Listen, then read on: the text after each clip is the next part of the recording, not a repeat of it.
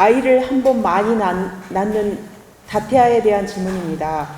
임신부가 한 번에 3명 이상의 다태아를 출산하는 경우가 있습니다. 국내에서는 4쌍둥이가 태어나 TV에 나온 적이 있었고, 미국에서는 7쌍둥이, 최근 아프리카에서는 9쌍둥이가 태어났습니다. 스승님, 이처럼 단순히 2명의 쌍둥이가 아닌 다태아를 임신하고 출산하는 것은 그 부모와 당사자 아이들에게 하늘의 어떤 이치와 사명이 있는 것인지 궁금하고, 우리는 무엇을 공부로 삼아야 할지 스승님의 고견을 청합니다. 감사합니다.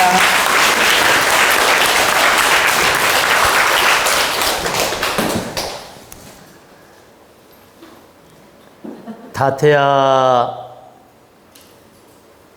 외국인이 9명까지 낳았다고요? 네, 요새 뉴스에 나왔습니다. 저 7명을 넘어서서 이제 9명까지 갔네요. 이제 9명이 끝입니다.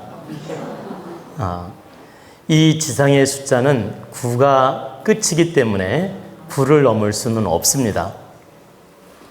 하느님께서 인간도 육신적 동물을 가지고 있기 때문에 이 사람도 이 육신은 동물적 기운이거든요. 잘 들으셔야 돼요.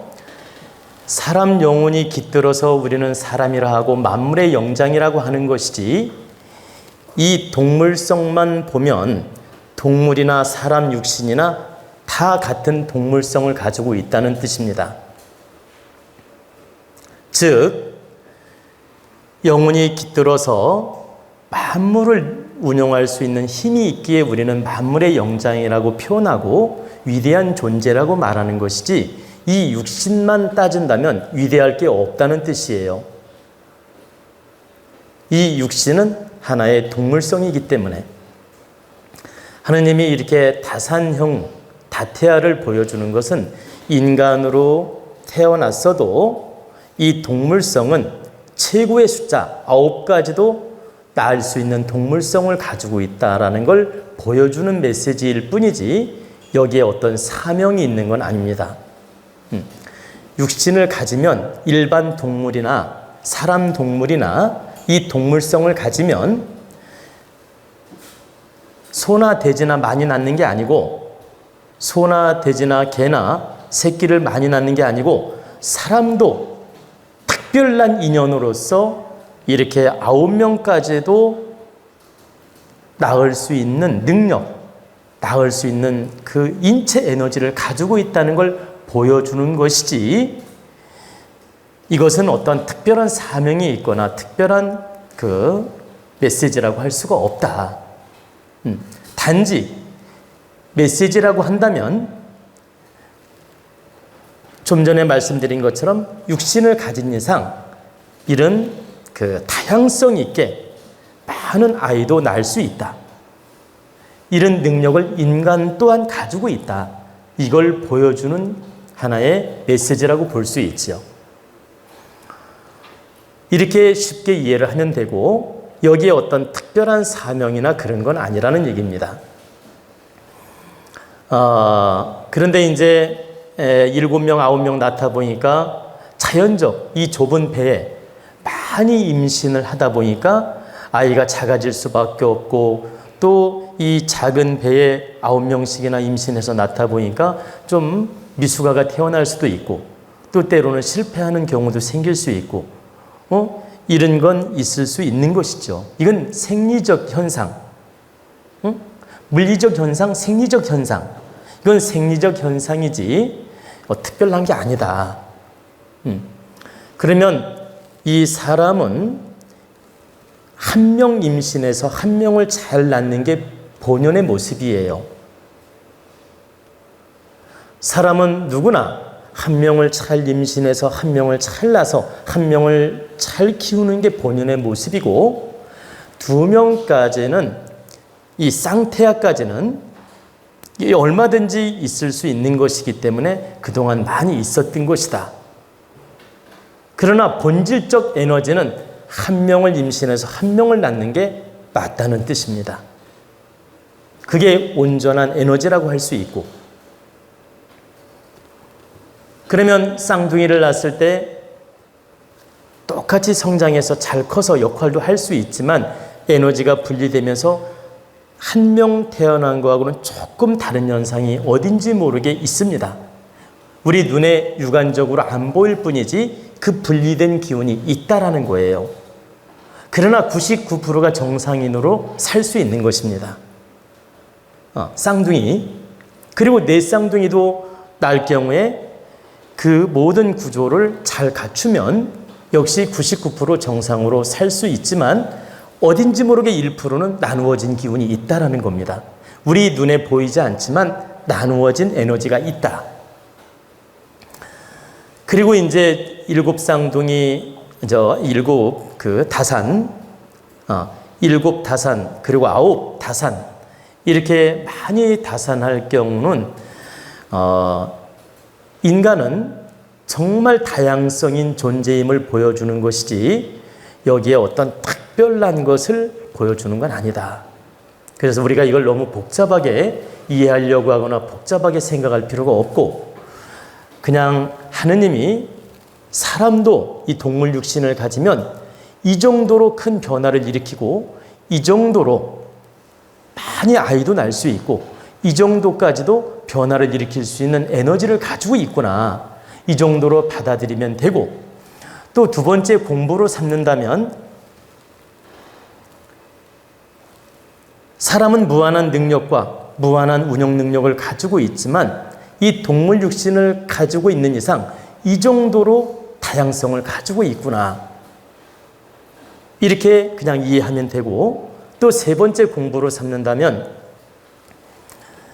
이 아까 가난한 집에서 주로 많이 이렇게 아이가 많이 태어났다고 했죠. 아까 부부 사이는 좋은데 주로 가난한 집에서 아이가 이렇게 많이 태어났다고 했지 않습니까? 그런데 여러분이 하나 알아둬야 될 건, 솔방울이 건조한 땅, 토박한 땅, 돌밭에 있는 소나무는 솔방울이 엄청나게 많이 달립니다. 이 종자 번식 본능이 생겨서. 그리고 기름진 땅에 소나무가 자라나면 솔방울이 많이 안 달려요. 건조하고 토박하고 자갈이 많은 그 땅에서 소나무가 자라나면 솔방울이 타닥타닥타닥 달리고 더욱더 가뭄이 들면 더 많이 달립니다. 종족 번식이, 그러니까 본능 종족 번식이 생기는 거예요. 종족 번식, 본능적 에너지가 발산이 되는 것이다. 사람도 가난하고 어렵고 힘들 때 아기를 많이 낳고, 가난하고 힘들 때 종족 번식이 생기고 종족 번식 의식이 생겨서 자연적 많이 낳게 됩니다. 단편적인 예를 들어보면 우리 6.25 전쟁 이후에 아기들 많이 낳죠. 6.25 전쟁 전부터 후로 우리 부모님들 보십시오. 5남매는 기본이야. 5남매는 기본이야. 8남매, 9남매, 10남매, 제가 아는 분 12남매 난 분도 봤어요. 12남매. 그러면 2년 터울라면 24년 동안 애기 난 거예요. 그런데 정말 제가 우리 손님 중에서 12남매를 난 분을 봤어요. 그리고 10남매 난 분은 여러 명을 봤습니다. 그러면 6.25 전후로 베이비 부모들 시대에 그 태어난 우리 자손들, 우리 형제들 보면 평균이 5남매, 8남매, 10남매 이렇게 많이 낳지 않습니까? 근데 그 시절 떼거리도 없고 얼마나 가난했습니까? 심지어 먹을 게 없어서 자식 하나를 남의 집 보내는 거 아시죠? 입을 덜으려고. 너무 가난하고 먹을 게 없으니까 입을 덜으려고 저 딴 데 보낸다니까요.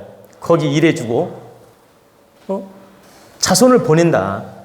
둘째도 보내고 셋째도 보내요. 응? 심지어는 그런 현상까지 나타났고 그 어려운 시절에 우리는 종족 번식을 많이 했습니다. 제가 왜 이 말씀을 드리냐면 어려울수록 종족 번식 본능은 더 강하게 생긴다. 그리고 문화가 발전하고 육신이 편안하고 환경이 좋을수록 내 위주로 변해요. 많이 안 낳고 싶어지고. 요즘에 젊은 남녀들이 아기 별로 안 낳잖아요. 그 이유가 문화가 발전하고 생활이 좋아져서 그런 겁니다. 한번 전쟁이 또 터지고 나죠? 그러면 엄청 많이 낳습니다. 만약에 이건 뭐 가령이에요, 가령. 전쟁이 터지거나 어려움이 생겨서 인구가 한 70%가 줄지 않습니까? 그러면 엄청나게 아이를 많이 낳습니다. 환경이 더 어려워도. 그래서 그 아프리카라든가 이렇게 또 어려운 환경에서 아이를 많이 낳은 것은 이건 특별한 경우지만 종족 번식 본능에 의해서 많이 다산하는 경우도 있고 또 이렇게 4쌍둥이, 7쌍둥이, 9쌍둥이는 종족 번식이라기보단 특별한 하나의 경우라고 이해를 하시면 됩니다. 그러나 주로 아기가 많이 태어날 때는 어려울 때 오히려 많이 태어난다. 또 어려운 집안에서 또 많이 태어나고 또 환경이 어려울수록 종족 번식 본능은 더 강해지는 것이다. 그래서 우리 선조님들이나 우리 부모님 시대에 아기가 많이 태어났던 것입니다. 그래서 이것은 세 번째 우리가 공부로 받아들이라는 뜻이지 이걸 크게 의미를 두라는 뜻은 아닙니다. 마지막으로 핵심적인 답은 이 세계적으로 이런 특별한 뉴스가 나오는데 이것은 우리 인체를 가진 이상 무한한 능력과 에너지를 가지고 있으며 우리 사람 육신도 이렇게 큰 변화를 가져오면서 이런 이색 현상을 나타낼 수 있고 우리 인간은 무한한 창조적 능력이 있다는 걸 보여준다. 이런 정도로 받아들이라는 뜻입니다.